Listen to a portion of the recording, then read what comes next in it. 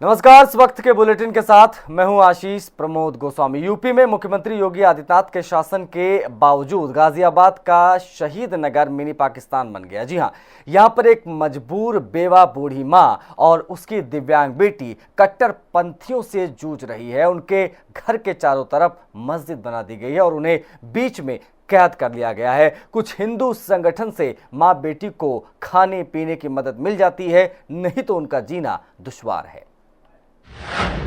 आज हम पहुंचे हैं गाजियाबाद के शहीद नगर में।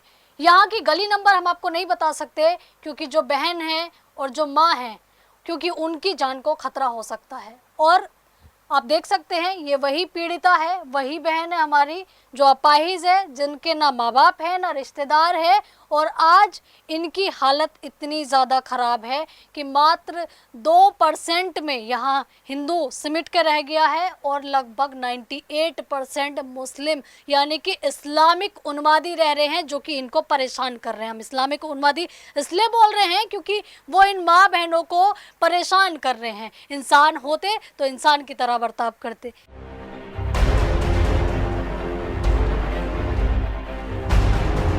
गाजियाबाद का शहीद नगर आज मिनी पाकिस्तान बन गया है। एक एक कर हिंदू परिवार यहाँ से पलायन कर गए और अब सिर्फ 2% लोग यहाँ बचे हैं। इन्हीं में से एक परिवार है 70 साल की बेवा माँ और दिव्यांग बेटी का। पहले तो सब कुछ ठीक था, लेकिन धीरे धीरे परेशान होकर हिंदू परिवार इस इलाके से चले गए और इनके घर के चारों तरफ मस्जिद बना दी गई। बगैर परमिशन यहाँ पर न सिर्फ मस्जिद का निर्माण कराया गया, बल्कि लाउडस्पीकर से अजान भी होती है। सनातनी परिवार की छत पर हड्डियां और मांस के टुकड़े फेंके जाते हैं। बेटी अब समाज से सवाल कर रही है।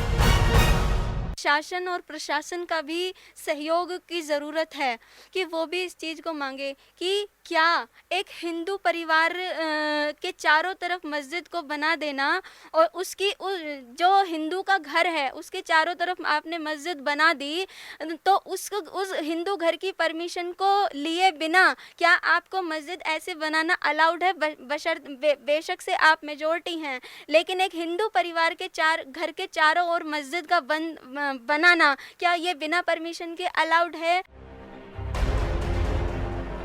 मस्जिद से लगातार घर पर ताक झांक की जाती है। माँ और बेटी दोनों ही इन उन्मादियों के खौफ में जीवन जी रही हैं। ये मुख्यमंत्री योगी आदित्यनाथ से दूसरे घर की मांग कर रही है ताकि चैन से जी सके। नहीं, कोई रिश्तेदार नहीं है, ना ही कोई मदद करता। हम सिर्फ आप जैसे लोगों के माध्यम से सिर्फ अपनी पीड़ा को बता रहे हैं।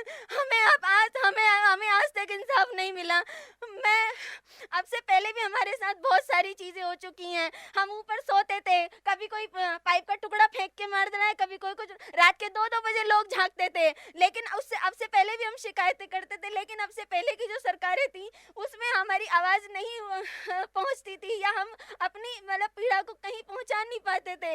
लेकिन हम उम्मीद करते हैं हमारे योगी जी से, जो सिर्फ हमारे लिए एक मुख्यमंत्री नहीं, वो हमारे भगवान हैं। हम उनसे उम्मीद करते हैं कि वो हमें इस नरक से निकाल दें, हमें चाहे घर के बदले घर दे दें, हमें इनके बीच में से निकाल दें। हम मस्जिद के बीच में फंस चुके हैं इस तरीके से। मस्जिद हम कभी गंदे तावीज़ फेंक देते हैं, कभी कुछ फेंक देते हैं। बस यही कहना चाहती हूँ कि हमें इस घर से निकाल दीजिए, हमें कहीं घर दिला दीजिए। हम यहाँ नहीं रहना चाहते, एक सेकंड नहीं हम यहाँ रहना चाहते। हम बहुत परेशान हैं।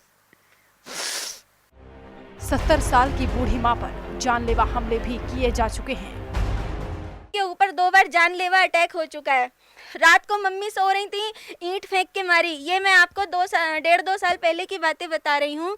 तो मेरी मम्मी के ऊपर मेरा कोई नहीं है, मेरे पापा नहीं है, मेरे भाई बहन कोई नहीं है मेरे जीवन में। और मेरा जीवन भी एक अपाहिज वाली स्थिति में हो चुका है। मेरा रीढ़ की हड्डी का ऑपरेशन हो चुका है, जिसकी वजह से मैं अपने जीवन को एक नॉर्मल इंसान की तरह नहीं जी सकती। मेरे निजी काम भी मेरी माँ को कराने पड़ते हैं।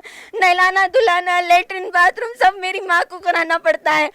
मैं जानती हूँ मैं अपने जीवन में कितनी पीड़ा सजा भुगत रही हूँ। कोई हमारा सहारा नहीं है, कोई सपोर्ट करने वाला नहीं है, ना कोई कमाने वाला। बस जो एक हिंदू संगठनों से एक दो लोग जुड़े हुए हैं, बस वो हमारी ज़रूरत का सामान हम तक दे देते हैं, जिस वजह से हम एक मदद की रोटी खा पा रहे हैं।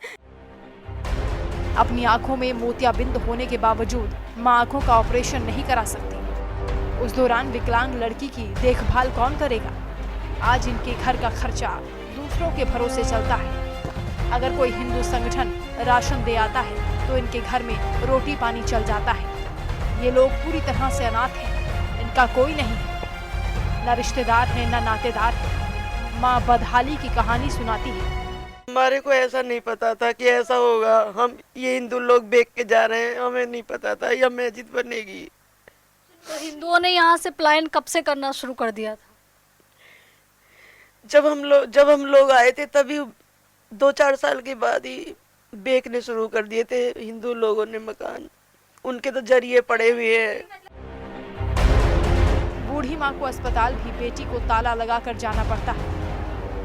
पता नहीं कट्टरपंथी क्या कर दे। पुलिस प्रशासन से कई बार शिकायत की है, लेकिन कोई कार्रवाई नहीं।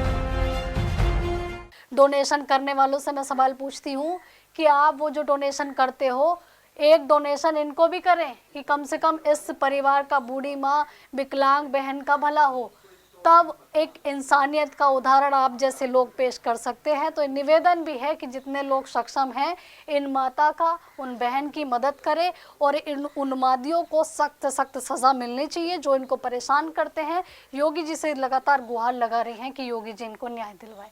कैमरामैन लोकेश के साथ आंचल यादव, शहीद नगर, गाजियाबाद, हिंदी खबर।